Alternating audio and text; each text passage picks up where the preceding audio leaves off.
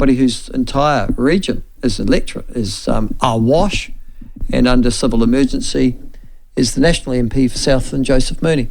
Joseph, welcome to the show. Oh, okay, Michael, how are you? Good. You've had a bit of time of it. As I talk to you now, Gore is still under civil emergency, and so is Queenstown. Yeah, they are. I mean, it's the rain's button off in Southland, and it's sort of just watching the rivers at the moment, especially the Mattar for my region, and as it flows down and through Gore. But it's more of a clean-up job at the moment. The Queenstown, the state of emergency is primarily needed for a number of roads that sit up above the town centre, below Bob's Peak. There was a bit of a debris flow overnight that sort of came down and was all the way down the streets below the gondola there, and so wound their way down to town. Maybe a bit of mud and some other debris behind. It had to be cleaned up, and they're just sort of assessing the hill to check its geological stability, and a bit of clean-up work to be done there as well. Let's go back to Gore first. Are you saying the Mattar River is still on the rise as I talk to you now? Well, it's not scheduled to peak until later, but I don't have any cause for alarm at this point, but just keeping a watching eye on it. They'd be happy that they removed all that UVEA, that waste product from the New Zealand Aluminium smelters from Mattar, I'd assume, at the moment, wouldn't they? Yeah, well, it's definitely good not to have that as one additional thing to have to worry about or think about. I mean, there's no reason at this stage to think that the water levels will rise to a point where that would have been an issue if it was still there, but it's certainly good not to have that there anymore. Okay. These events happen, Joseph. They always have happened over years. You get these emergencies, flooding, weather events, and things like that.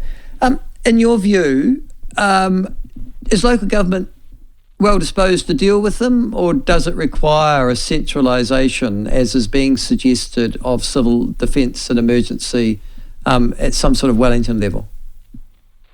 There's already a lot of coordination with civil defence and local government, in the regions already. I mean, I haven't seen anything, certainly in my region, that's given cause for thinking that needs to run out of Wellington. And I would have some caution against that as an idea, because there is some value in having some central coordination for sure. But I was up on the east coast, after Gisborne, Hawke's Bay, a couple of times earlier this year for their people, their events, and certainly talking to some folks in some of the more remote areas. I mean, they felt they had been forgotten at times, and I know it's just everyone's flat tack trying to make things work. But I think it's really important to make sure the local community has engagement and voice and decisions that are being made in an emergency, because you need to make decisions quickly. Yes, you do. Now, this has sort of interrupted your campaigning, has it, or not?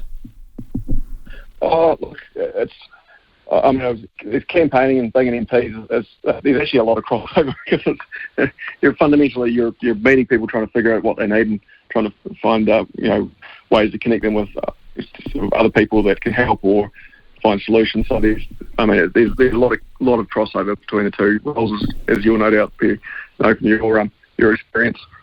Well, I've just had Glyn Lewis on the show about an hour ago. Brent gave us a bit of an update as well.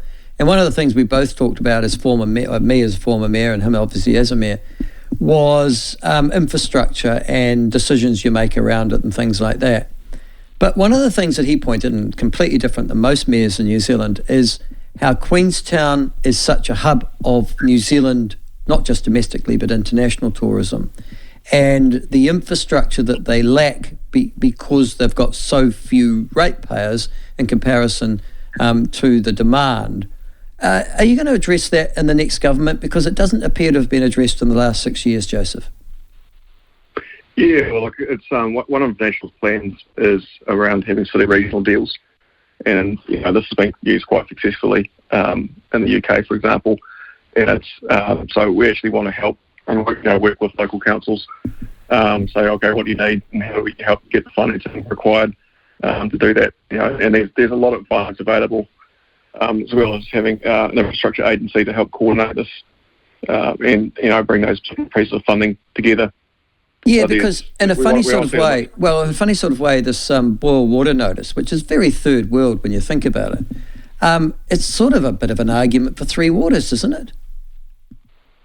Well, it's an argument actually for making sure we have solutions to this, and there's no debate from national that there needs to be a better way of doing this, which is, part of our three waters proposal is actually supporting the water regulator, which now exists, but on top we're also having another regulator to assist councils who can't access the financing they need to build the infrastructure that required. Which is the key piece of the puzzle that's missing here.